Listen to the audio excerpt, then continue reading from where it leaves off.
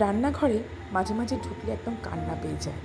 সত্যি কথাই, বাচ্চাদের মন ভোলানো যে কতটা কঠিন। তো আজকে আমি একটু মালাই পনির নিয়ে নিয়েছি।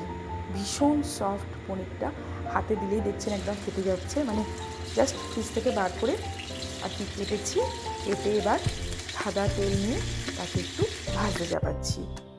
এবার একটুখানি ভাজাভাজি মতন হোক, ততক্ষণে আমি সবজিগুলো কেটে নিয়ে রেডি করে নিচ্ছি। এবার আমি একটু হলুদ গুঁড়ো আর একটুখানি লঙ্কার গুঁড়ো আর সামান্য একটুখানি নুন ছিটিয়ে এই পনিরগুলোকে আমি ভেজে তুলে নেব। তো যাই হোক, আমার পনির ভাজা রেডি হয়ে গেছে। ওদিকে আমার সমস্ত সবজি কাটা ধোয়া কমপ্লিট হয়ে গেছে, মশলাও রেডি হয়ে গেছে। তো পনির ভাজা তেলেতেই আমি আলু ছোটো ছোটো করে কাটা, বেবি কর্ন কাটা, ফুলকপি, বিনস, একটুখানি মটরশুঁটি তো আছেই, আর টমেটো দেবো।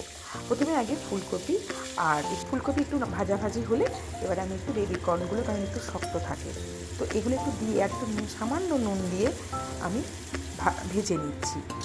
এবার ভালো করে ভাজাটা হয়ে যাক, তারপর সেটাকে তুলে নিয়ে আলু আর বিনসগুলোকে এবার আমি ভেজে নেব।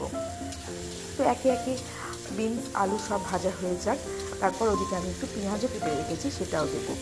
কেননা শুধুমাত্র নিরামিষ তরকারিতে আমাদের মানে বাচ্চাদের আবার মন ঠিক ভরে না। তো এর মধ্যে আমি জিরে ফোড়ন দিয়ে দিলাম, আর টমেটো কেটে রেখেছিলাম সেটাও দিলাম, আদা লঙ্কা পেস্ট দিয়ে দিলাম, তার সাথে দিয়ে দিলাম কাশ্মীরি লঙ্কার গুঁড়ো। এবার দেবো একটু পরিমাণ মতন হলুদ গুঁড়ো, আর এবার ধনের গুঁড়ো, জিরের গুঁড়ো, এগুলো তো থাকছেই।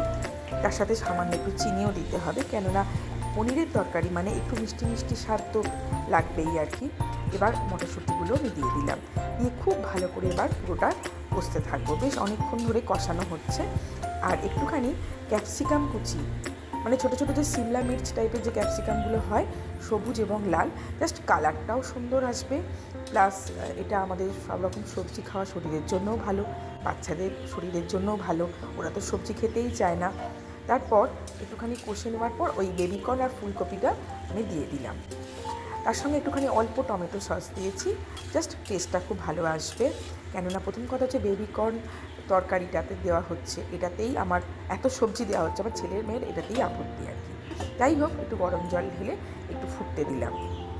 বেশ ভালো করে ফুটে উঠলে বুঝতে পারছি যখন সবজিগুলো সব সেদ্ধ হয়ে গেছে, তখন এবার আমি পনিরটা দিয়ে দিলাম, মানে একদম প্রায় শেষ পর্যায়ে। কারণ বেশি আগে পনিরটা দিলে পনিরটা এতটাই নরম যে ভেঙে যেতে পারে।